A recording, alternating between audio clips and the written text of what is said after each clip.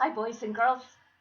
This is Monday, May 11th, and we have a Zoom meeting at 6 p.m. Benin time that I hope some of you will be able to join us at. But let's start talking about today's work, sixes. You have some A to Z reading today. You also are going back into your phonics book, and at our Zoom meeting, you are going to be reading your fairy tales to us. I can't wait. For math, you're going to continue to use 2D shapes to make some new 2D shapes. And sevens, you are going to be working on something called a shape poem.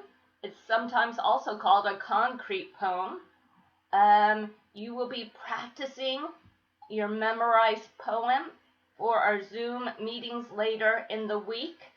And I also want you to pick one other poem that you wrote that you would like to share. It does not have to be memorized like the other one, but if you can do that, that will be great. Okay? And you have one A to Z story that will be including the quiz. Okay. Now, for math today, sevens, you're going to have a review. We're going back in time and reviewing some even and odd numbers, how to do word problems, and then you're going to have a chance to work on your flashcards for multiplication 0 to 5.